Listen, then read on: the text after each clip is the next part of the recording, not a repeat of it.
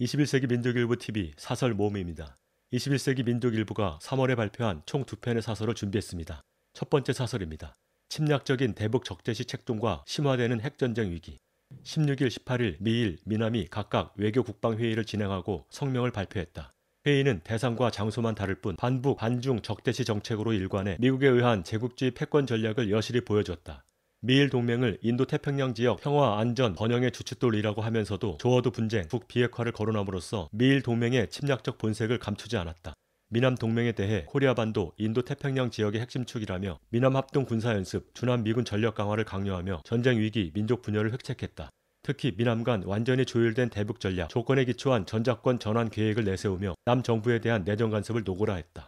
최근 전쟁 연습들이 심화되는 와중에 감행된 외교 국방회의는 그 자체로 코리아반도 아시아 전쟁 위기를 가중시키고 있다.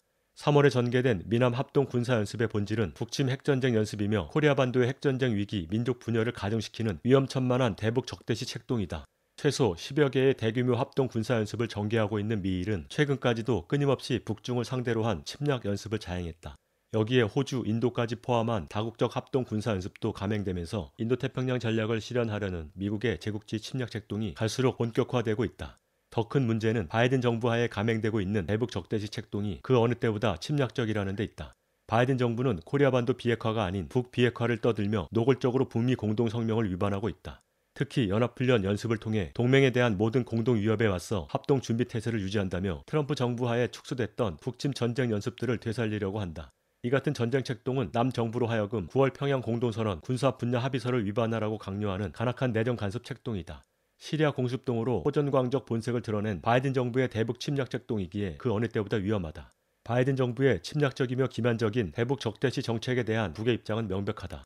최선희 북외무성 제1부상은 최근 담화를 통해 미국에서 정권이 바뀐 이후 울려나온 소리는 광기 어린 북조선 위협설과 무턱대고 죄치는 완전한 비핵화 타령뿐 미 군부는 은근히 군사적 위협을 계속 가하고 우리를 겨냥한 침략적인 합동 군사연습을 버젓이 벌려놓았다며 미국은 자기들이 대조선 적대시 정책을 계속 추구하는 속에서 우리가 과연 무엇을 할 것인지를 잘 생각해보는 것이 좋을 것이라고 엄중히 경고했다. 마침 북중 간의 전략적 협동을 강화하는 친서가 오가고 중러 간의 반미 공조가 강화되고 있다. 대북 적대시 책동, 핵전쟁 위기가 심화될수록 반제반미 세력은 강화되고 반제반미 투쟁은 거세질 것이다. 마지막 사설입니다. 국민의힘은 비리 후보들을 사퇴시키고 스스로 해체해야. 국민당 보궐선거 후보자들의 비리가 연일 논란이다. 24일 이낙연 민주당 상임선대위원장은 서울시장 후보 오세훈, 부산시장 후보 박형준을 겨냥해 거짓말하는 지도자의 폐해는 국민의 불행으로 돌아온다. 서울과 부산의 공직자들이 특혜와 비리를 저질러도 된다는 잘못된 신호가 될 수도 있다라고 말했다. 그러면서 오세훈과 관련해 무상급식 반대, 내곡동 땅 투기, 태극기 집회 참석 등을 박형준에 대해 정보원 사찰 사주, 딸 입시 비리, LCT 특혜 비리, 국회식당 운영 의혹 등을 짚었다. 오세훈은 전형적인 비리 정상배, 투기 몰입에다.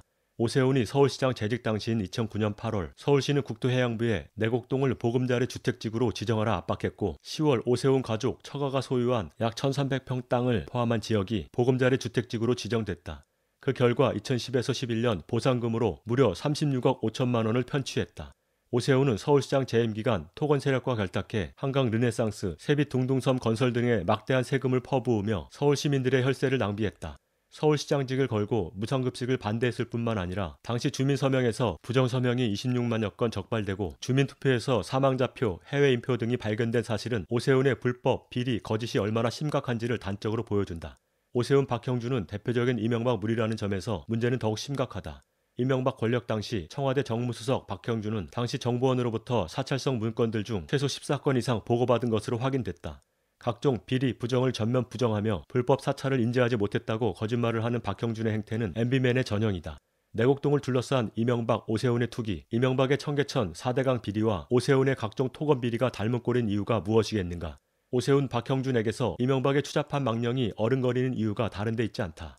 오세훈, 박형준은 자진 사퇴하고 국민당은 당장 해체해야 한다.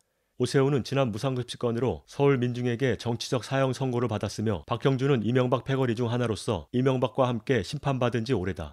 정치 생명이 끝난 오세훈, 박형준이 현 정권의 위기를 틈타 감히 민중을 또다시 기만하며 권력을 장악하려는 파렴치한 짓은 우리 민중을 격분시키기 충분하다. 진실과 정의만을 추구하는 민심을 무섭게 여기지 않는 정치 몰입애들의 비참한 최후는 이미 정해진 수순이다. 국민당의 최후 또한 마찬가지다. 3월 사설 모음 마칩니다.